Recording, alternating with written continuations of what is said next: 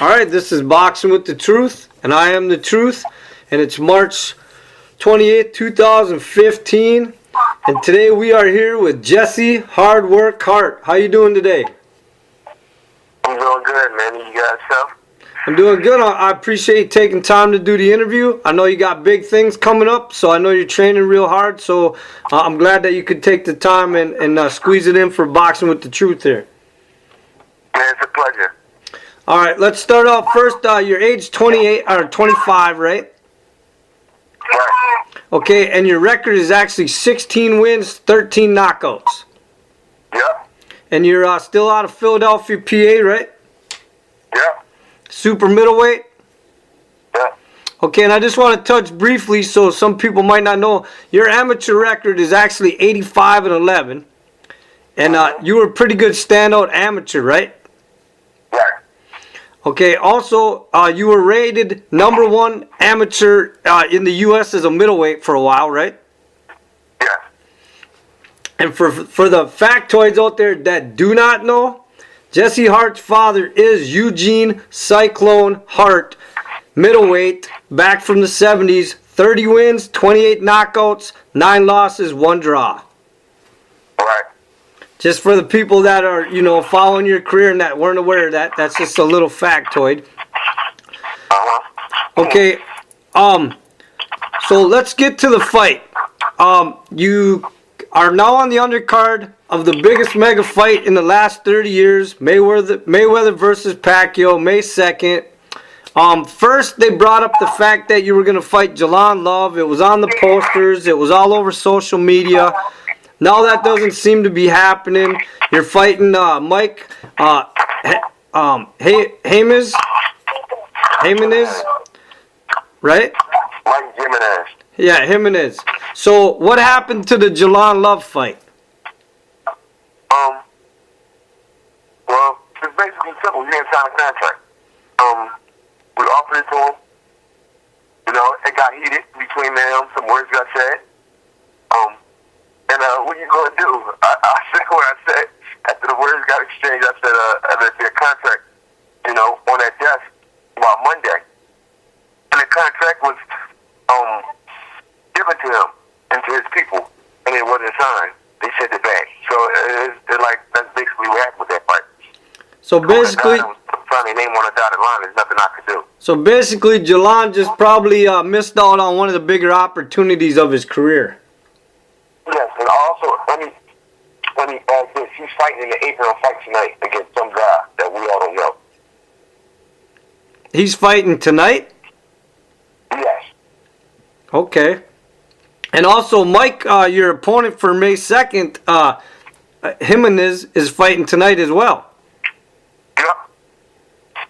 So is there any reason why you didn't? Is there any reason why you didn't take a warm-up fight before this fight? Because you are 16-0. Jimenez is 16-0. I mean, somebody's has to go. Why aren't you taking a warm-up fight? I don't need I stay in the gym. I don't need a warm-up. When the lights come on, I know how to perform. I don't think I need a warm-up fight. And why chance it? Anything can happen. Anything. You can break your hand. You can get cut in a fight. I don't want to chance it. So that's why I didn't take a warm-up fight. I said, no, I want to take May 2nd. I don't want to chance being on the biggest fight card in history. Okay, and this... We offered him the fight. We told him, look, don't take the fight. So, I mean, he still took it anyway. But, like I said, I can't change what God's doing. I can't change how they make the career. I'm just hoping tonight, and I'm praying tonight that he comes out with no injuries.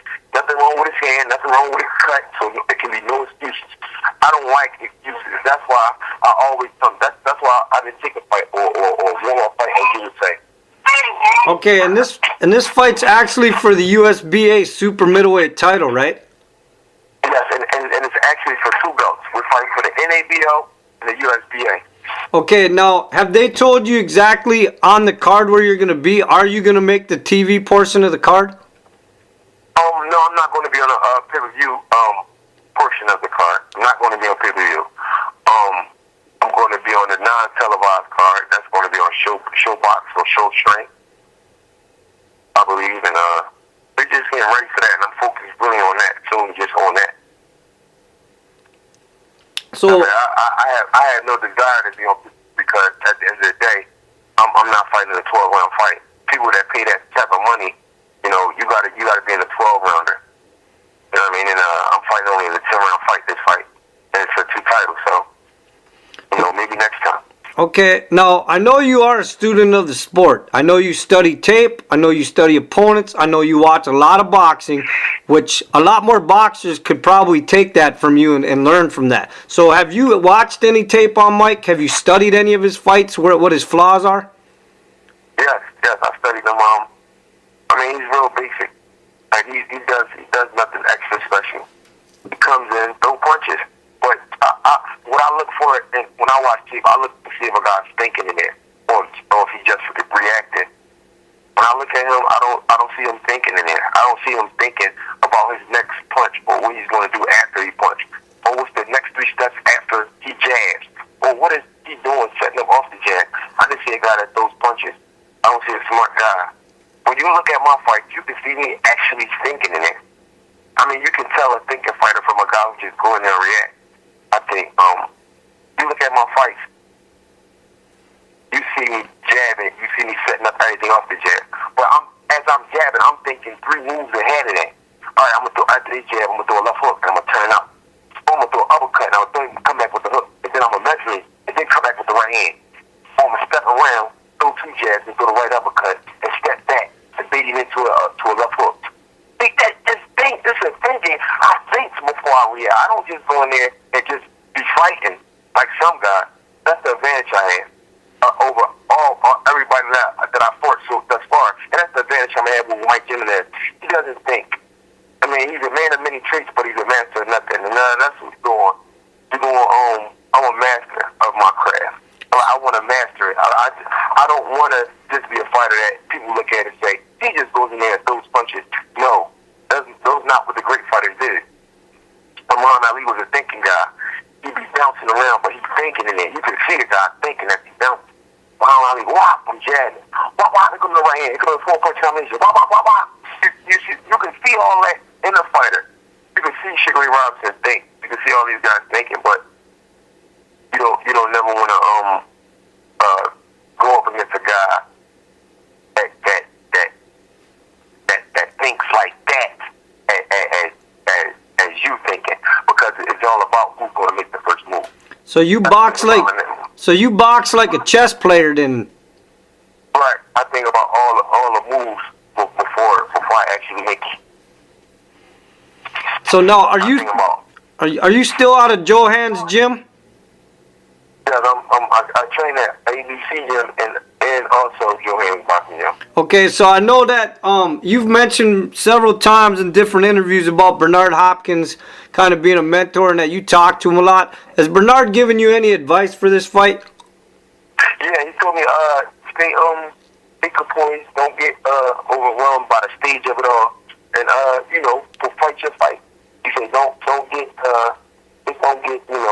by the stage, don't get caught up in the hype of the fight, because you're not in the main event. You know what I mean? So you have nothing to do. You go in there and you fight, you warm up, and you go in and you fight. That's the thing. You know what I mean? And for him to tell me that, and he's been down to training camp, he's seen me boxing, he's seen me sparring. He said me sparring looks like you're on point. Actually, he told me to ease up on my sparring partner, because I'm crushing him. He said them guys ain't gonna come back. So I was just like, no, God. But it's just like, he's definitely like a big brother to me. Man, it's just like, it's a real for him to take me out of his wing. And like I said, man, Bernard is a very, very special individual. I don't think he's a past being a legend. I call him an icon. So I just like to say that about Bernard. I think he's very special. The funny thing is, Bernard Hopkins is your mentor, but your favorite fighter overall is actually Roy Jones Jr., right? Right. I like Roy still. I love Roy's his skill, his athleticism, his ability to do things of the unknown. Things that trainers will say, no, don't do that. Roy did it and made it work, and it was just like like, you know what I mean? It's just so surreal. But like I said, at the end of the day, man, you know, I study old school fighters. So when I got a chance to see Roy Jones in the 90s, I was like, wow, this brother's fresh, Dad. And I pointed to the TV and I was like, Dad, I want to fight like that. I seen him fight, I think it was David Telasco in the 90s, or if it wasn't David Telasco, it was a Southpaw kid named Reggie Johnson. And Roy was doing all this 1-2, and it was just so fast. Everything was like just fast, speed, timing. And you can see him thinking in there. You can see Roy thinking there, like, I'm about to do this. But he was so unorthodox when he's thinking. It was like he was thinking outside the box. I think that's why I like Roy, because he thought outside the box. Like, I think, like, you know, Dad, right hand, left hook, step back, step out, step in.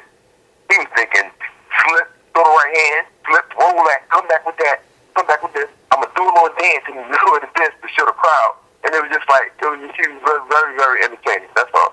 Okay, but now do you think that you owe a lot of the intelligence that you have from boxing to your dad, because he started you at 6 years old, basically in the kitchen, right? Right, in the kitchen about North Philly home. I gotta credit him with everything that I become. If I don't, then I'll be lying to tell you. You know, my dad made me. I mean, he molded me into a fighter. He molded me into the guy that I am today. With as far as boxing, as far as life-wise, period. I saw life. I'm a kid that saw life like, you know, the mentality has to be win. Don't think about nothing else. If it ain't about winning, don't think about it. You know what I mean? You want to know how to win.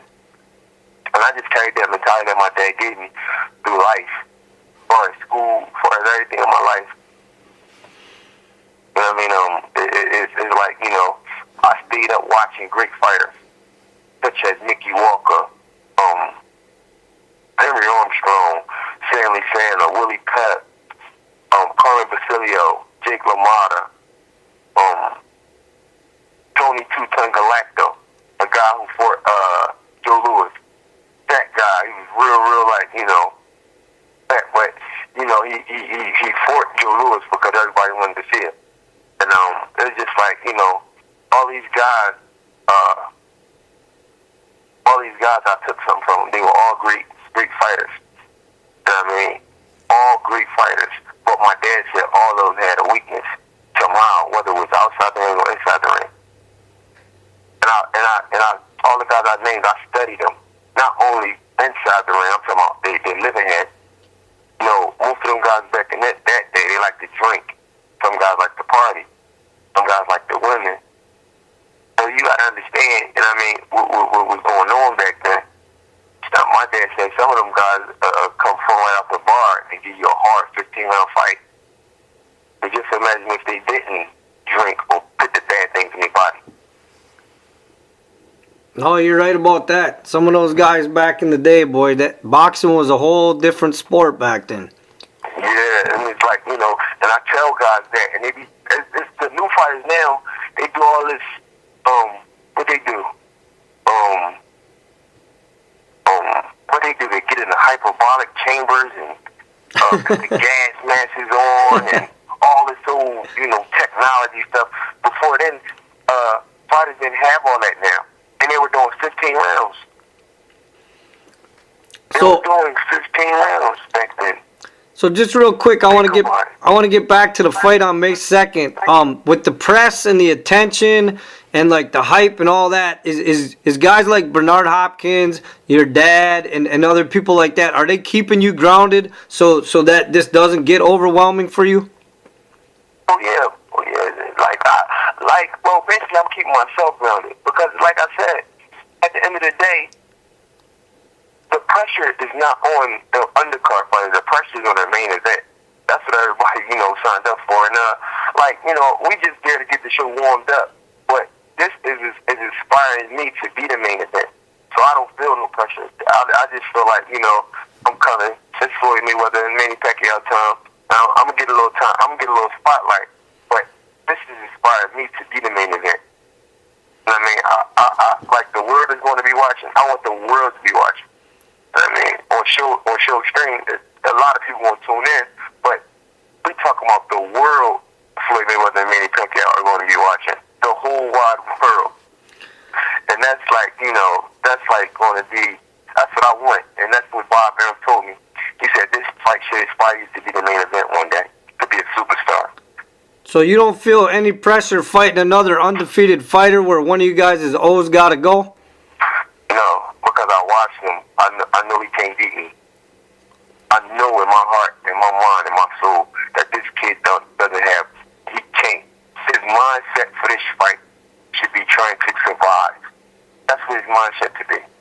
His mindset should be, I'm trying to survive in here for 10 rounds. His mindset should not be to come into this fight and even think about winning. He should not be allowed to think about winning this fight. He should be allowed only to think about surviving. That's how I really feel. Okay, no, that's honest. I mean, this is boxing with the truth. I appreciate the truth from you. So I wanna jump on to something else real quick though. Let's say, okay, after the hype of this whole fight's over, and you win like you're expecting to win. Is there any chance of us seeing you fighting one of the Durrell brothers in the future? There's a chance. That's a wonderful chance. Anything is possible. I mean, has it? Bob Arum and Floyd Mayweather and Al Haymon and everybody came together. All fights are possible. But I mean, has it been talked about at all? Yes, it's been talked about, but we just taking our time. We're taking our time to fight guys that want to fight me. I'm not taking nothing away from the Durrell brothers. They're great, but fighting wise, I'll fight both of them. That's how I really feel. I don't have no picks or no nothing. I mean, it was talks about. Somebody asked me something 2 days ago. They said, "Will you fight that kid, Gilberto Ramirez? He's under the same top rank banner." I said, "Sure, why not? We have no teams in boxing. There are no teams in boxing. Just because we're in the same promotion company, there are no teams in this boxing game. I mean, it's Team Hart and then it's Team Ramirez. And it's Team Durrell. And it's team, it ain't no teams.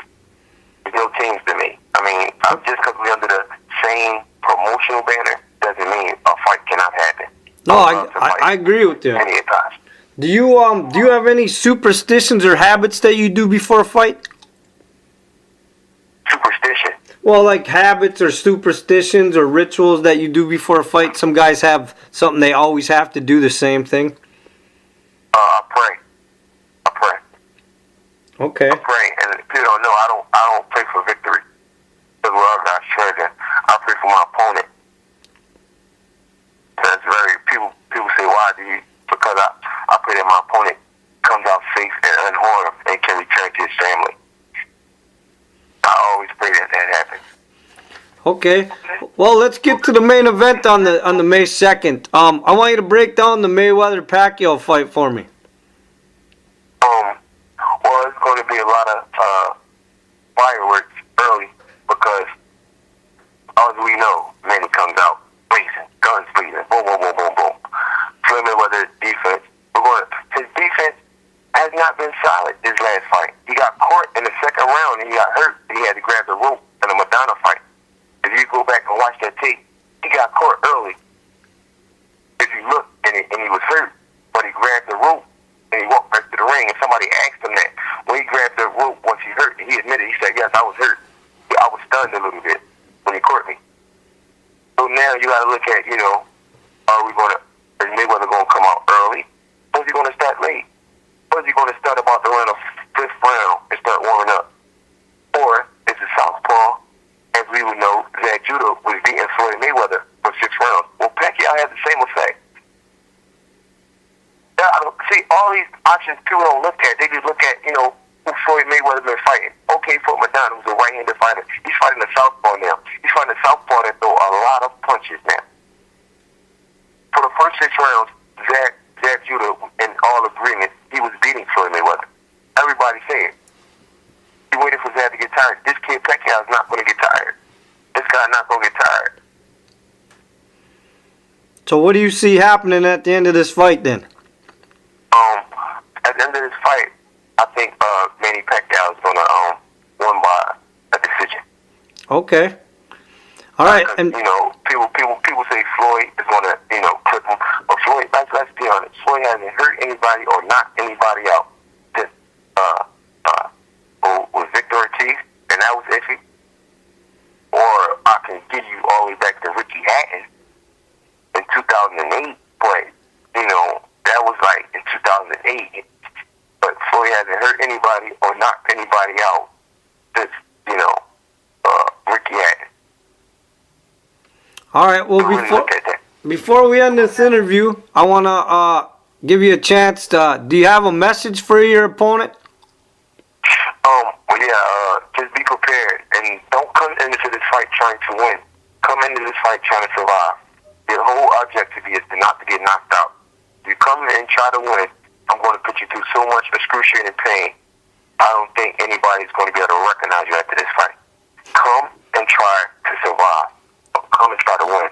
Because if you come and try to win, you're only going to make matters worse. All right. And with that, the truth has spoken.